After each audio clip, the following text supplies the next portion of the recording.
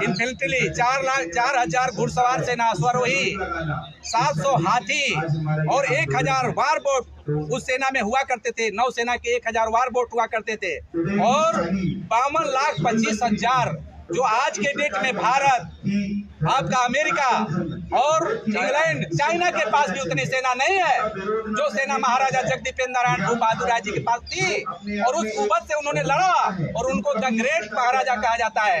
इसलिए कहा जाता है कि वह एक स्वतंत्र राष्ट्र के जो है महाराजा थे, लेकिन उन्होंने गुलाम मुल्कों को आजाद किया जो कि उस समय जो है ब्रिटेन से की गुलामी झेल रहे थे। और उन्होंने 1939 में उन सभी मुल्कों को आज़ादी के लिए जो सिग्नेचर किया था, आपको बताऊं, उसका चार्टर समझौता के तहत, अटलांटिक चार्टर समझौता के तहत, जिसमें 26 देशों के प्रतिनिधियों ने भाग लिया था।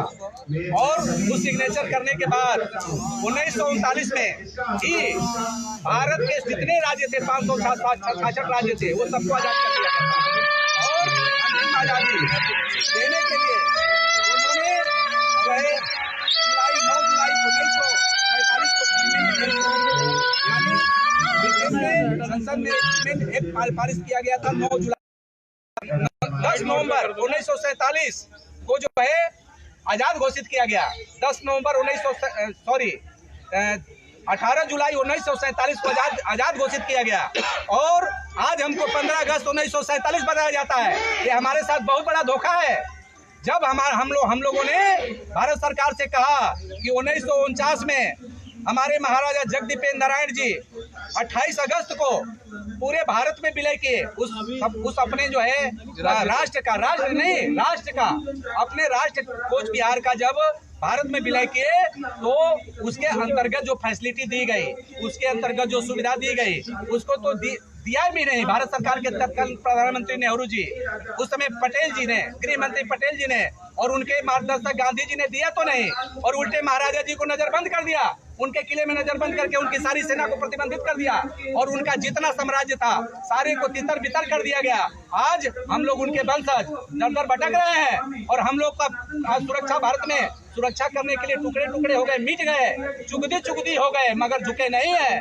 आज भी हम लोगों के बाजुओं में कुवत है। आज भी भारत की रक्षा के लिए हम लोग तैयार हैं। हम लोग स्वतंत्र जो है रहे हैं और आज भी हम लोग स्वतंत्र हैं। इसलिए इस भारत को गणराज्य बनाने के लिए, भारत को गणराज्य राज्य जो दुनिया का सबसे शक्तिशाली राज्य देश बनाने के लिए हम लोगों ने लड़ा है, हमारे पूर्वजों ने। और आज हम मांग करने आए हैं कि वहाँ पर राजवंशी भाई रहते हैं, क्षत्रिय भाई, जो राजभर क्षत्रिय भाइयों के अपने खून है, ब्लड रिलेशन है, 30% की संख्या में रहते हैं।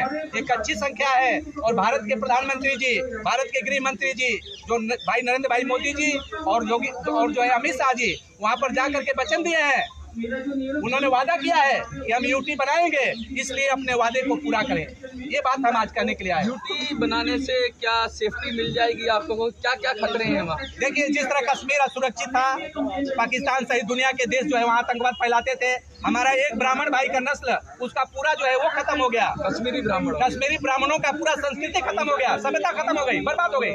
आज उसी तरह हमारे राजवंशी भाइयों की संस्कृति और सभ्यता बर्बाद करने के रोहिंग्या मुसलमानों को लेकर बसाया जा रहा है। और पहले अस्थायी नागरिकता जोशी बसु ने दिया और ममता बनर्जी अस्थायी नागरिकता दे करके क्या कर रही है? इसमें कांग्रेस पार्टी, ममता बनर्जी की तृणमूल कांग्रेस और तमाम पार्टियां इसके लिए दोषी है, जो केवल वोट की राजनीति के लिए 26 जो बनाए हैं, इंडिया बनाया है, कोई इंडिया नहीं है।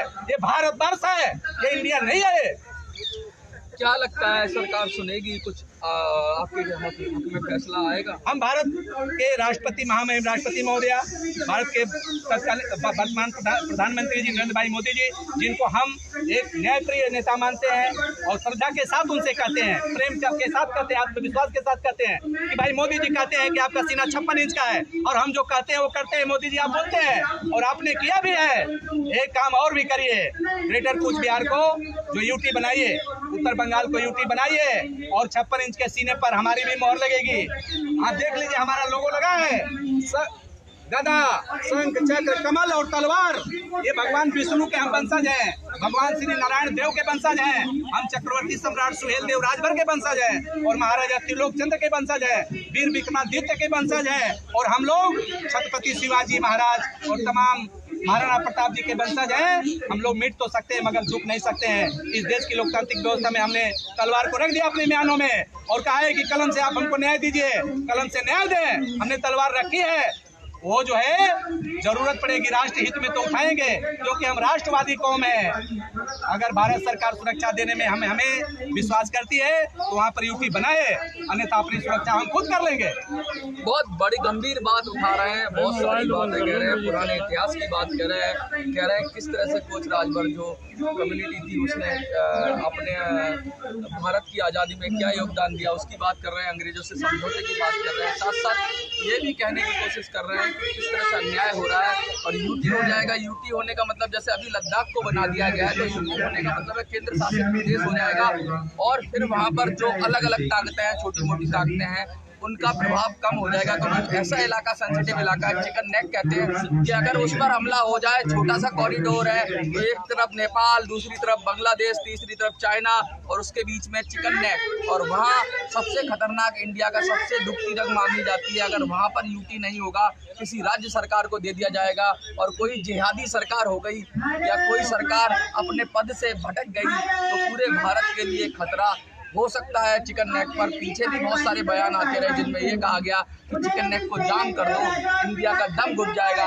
ऐसे लोगों से बचाने के लिए यूटी अगर करना चाहिए तो मुझे लगता है हो ही जाना चाहिए, क्योंकि उससे क्या होगा, जैसे लद्दाख सुरक्षित हो गया वैसे चिकन नेक भी सुरक्षित हो जाएगा और ये लोग भी सुरक्षित हो जाएंगे। सब लोग आराम से रहें, क्योंकि वहाँ सेंसिटिव इलाका है, बॉर्डर एरिया है और ऑलरेडी बहुत सारा हिंसा हो ही रही है समुदाय के ऊपर। आपने कहा कि महिलाओं के ऊपर भी बहुत सारे अत्याचार हो रहे हैं, वो क्या विषय है? सैनिक पार्क में जब मामला उठा था सदर इमाम ने खुलेआम बोला था चिकन को भारत से बाहर कर दिया जाए। सदर इमाम पीछे आ जाओ भाई, पीछे ध्यान देना चाहिए। वहाँ की स्थिति आज की स्थिति जो है बहुत गंभीर है और वहाँ पर चारों तरफ से ड्रग्स माफिया और बाहर से लोग आए जा रहे हैं, गौ तस्कर, मतलब जितने भी इलीगल काम हो रहा है और सारा इलीगल वहाँ काम हो रहा है। और वहाँ की जो चाय का जो बड़े बड़े बागान थे और आर्थिक स्थिति जो बंगाल को सुधारता है वो सारा मनी जो है कलकत्ता की तरफ जाता है, वो स्थिति आज वहाँ क्या लग रहा है? इनका साफ साफ कहना है कि नॉर्थ देता है कमाई और खाता है साउथ। ऐसा है कि भारत सरकार को भली भांति मालूम है कि वहाँ से कितना राजस्व बंगाल की बात कर रहा हूँ, बंगाल का नॉर्थ कमाई ठीक है, वो इतना राजस्व देता है लेकिन उनकी पुरसा हाल नहीं है। वो बहादुर एरिया, वो जो है लड़ाकू एरिया, वो जो है राष्ट्रवादी एरिया आज दिनहीन की अवस्था में है। आखिर भारत सरकार में कहीं ना कहीं कमी तो है। क्या संदेश देना चाहेंगे जो अगर मोदी जी आप देख रहे हो वीडियो के माध्यम से? मैं मोदी जी से कहना चाहता हूँ कि मोदी जी अच्छे काम आपने किए। आपने 35 से धारा 356 और 35 से हटाया, 370 और 35 से हटाया। उसी तरह से आप कूच बिहार को क्षेत्र को वहाँ पे उत्तर बंगाल को यूटी बनाइए और 2024 में आप बना देते हैं तो पूर्ण बहुमत में भारत की सरकार बनेगी।